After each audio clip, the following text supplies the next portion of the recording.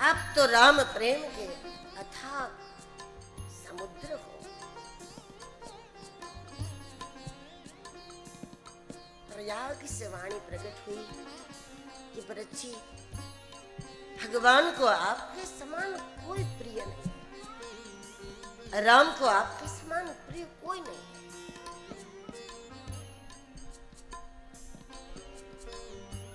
श्री भरद्वाज जी ने भी यही कहा और वहीं पर रात्रि विश्राम हुआ भरद्वाज आश्रम में। भरद्वाज जी ने देखा श्री भरत जी राम वियोग में व्याकुल थे। उनको लगा कि हम कहेंगे भरत जी आज यहीं रुक जाओ, तो भरत जी रुकेंगे नहीं, इसीलिए भरद्वाज जी ने कह दिया कि भरत जी आप पूरे समाज के साथ यहीं रह जाओ। जब कभी आपको मालूम है कि मेहमान की टिकट बन गई है, वो जाने वाले ही है, तो फिर बोलने में क्या परेशानी है। अच्छा तो लगे कि आग्रह तो किया रुकने के लिए, रुकने वाले तो है नहीं।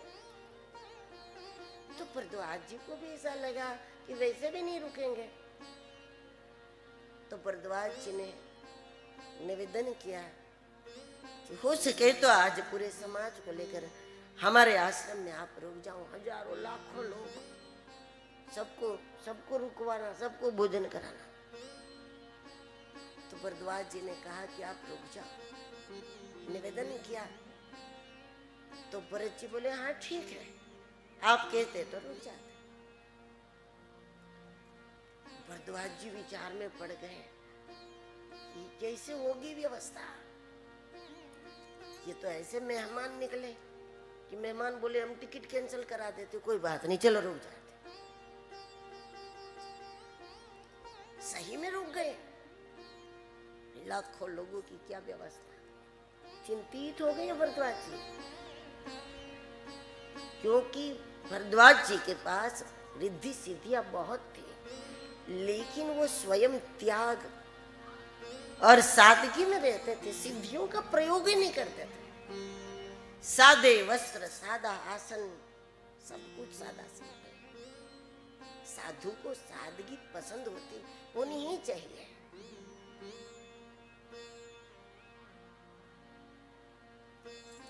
बार बार सिद्धियां आकर कहती थी महाराज हम आपकी सेवा में हैं, आप जैसा बोलो हम यहाँ स्वर्ग खड़ा कर दे आपके लिए।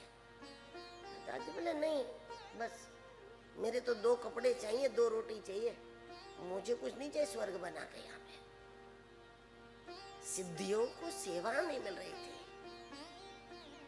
और आज भरद्वाज जी चिंतित हो गए। ये सिद्धियां श्री राम से प्रार्थना कर रही थी कि प्रभु भरद्वाज जी की सेवा का अवसर मिले, हमें संत सेवा का कभी अवसर मिले। भगवान ने सिद्धियों की प्रार्थना स्वीकार कर ली और भरत जी ने हाँ कर दी। भरद्वाज जी अब चिंतित हो गए, लाखों लोगों की क्या व्यवस्था करेंगे, कैसे करेंगे। अब सिद्धियां प्रकट हो गई और कहा कि आज हमको सेवा का मौका दे दीजिए। तो भरद्वाज जी ने मौका दिया, देना ही पड़ा, क्या करें। तो सुंदर व्यवस्थाएं अचानक हो गई चारों, क्योंकि भरत जी अपना विचार थोड़ी करते हैं, वो समाज का विचार कर रहे हैं। भरत जी को तो जल्दी है प्रभु के पास जाने की, लेकिन जो थके हुए हैं, समाज थका हुआ है, उनको तो विश्राम कराना था। दूसरे दिन वहां से चले। अब गुहराज जुड़ गए हैं, कुल 9 विश्राम हुए हैं। श्री भरत जी चलते हुए राम सीता बोलते हैं, सीता राम नहीं बोल रहे थे, राम सीता बोल रहे थे, क्योंकि उनको मालूम है कि वन में आगे आगे राम जी चलते होंगे, पीछे पीछे सीता जी चलती होंगी। उस दृश्य का स्मरण करते हुए बोल रहे हैं।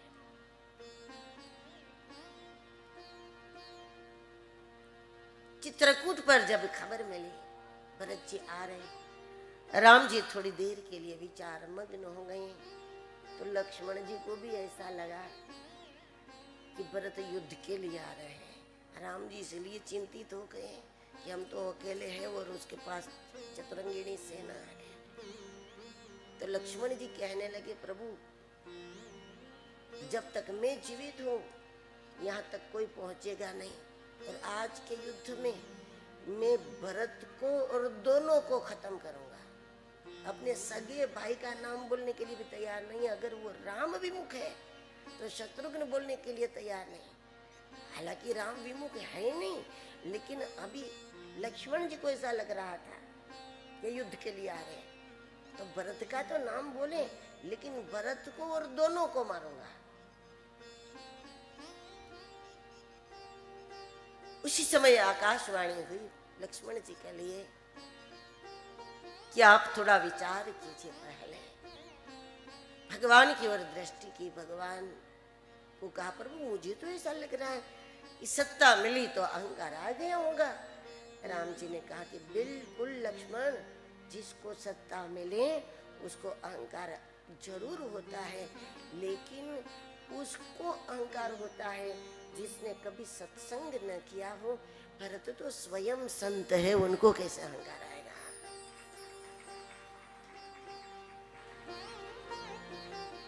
भरत शत्रुघ्न गुहराज के साथ मंदाकिनी तट पर समाज को रख करके कहते हैं कि हम पहले आगे जाएं, हम देख ले कहाँ कुटिया है, उसके बाद सबको लेकर जाएं। सबको नदी तट पर कर दिया, मंदाकिनी तट पर। और भरत शत्रुघ्न गुहराज जब चित्रकूट पर चढ़ते हैं, पत्थर में भगवान के चरण चिन्ह का दर्शन हुआ भरत जी को, जहां चिन्ह पड़ता ही नहीं है। ये तो पहाड़ है, लेकिन भक्तों की दृष्टि की विशेषता है, पत्थर में भी चिन्ह नजर आ गया। तो वहां से भरत जी ने दंडवत करना शुरू कर दिया है, दंडवत यात्रा शुरू कर दी। भरत जी के राम प्रेम को देखकर चित्रकूट में बरसों से साधन भजन तपस्या कर रहे संत महात्मा भी नतमस्तक हो जाते थे। प्रेम यह है।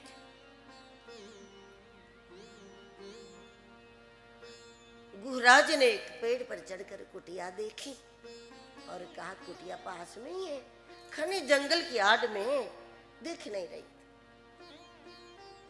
अब तो भरत जी ने दोट लगाए, सारे नियम से परे हो गए। दोट लगा करके कुटिया के पीछे के द्वार से प्रवेश किया। सामने नहीं गए, क्योंकि भरत जी को लगता है कि मेरा मुंह दिखाने के योग्य नहीं। यदि राम जी को मेरा मुंह न देखना हो तो जबरन न देखना पड़े, मैं पीछे से जाऊं।